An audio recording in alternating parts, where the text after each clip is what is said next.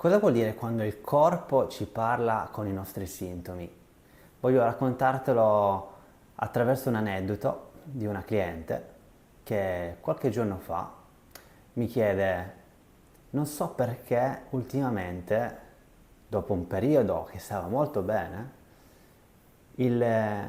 l'orecchio inizia a fischiare o inizia a sentire dei palpiti, dei battiti a livello appunto delle due orecchie. E le ho chiesto come sta vivendo in questo periodo, al di là di questi sintomi corporei, perché ovviamente lei non è riuscita a capire il collegamento di questi sintomi dopo un periodo che stava molto bene. E ovviamente quando vi dico spesso che il corpo parla, parla attraverso questi sintomi. È venuto fuori che in questo periodo lei ha un problema di ansia, di due cose, una di un evento che sta accadendo nei prossimi giorni dal punto di vista lavorativo, deve fare una presentazione, e due, nel suo business sta facendo un investimento molto importante che la rende un po' preoccupata.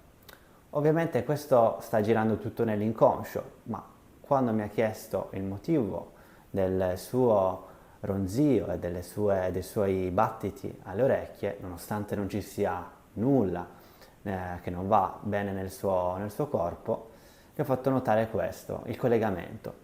Il collegamento è arrivato, lei ha capito effettivamente che ci sono questi fattori e l'unica cosa che ha dovuto fare è portare in consapevolezza questi fattori emotivi e, diciamo, sintomi corporei insieme e collegarli.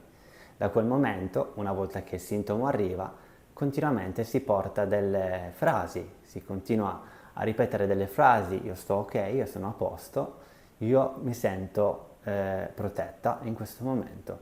Capendo quindi che la sua ansia adesso potrebbe inconsciamente essere esplosa attraverso questi sintomi, andiamo giù e riprogrammiamo il corpo attraverso appunto la consapevolezza. Una volta che il sintomo è stato svelato e la connessione con la mente e il corpo è stata svelata, il sintomo va giù. Questo è quello che bisogna fare attraverso appunto un percorso terapeutico di consapevolezza mente-corpo. Questa è la terapia, questa è la pratica.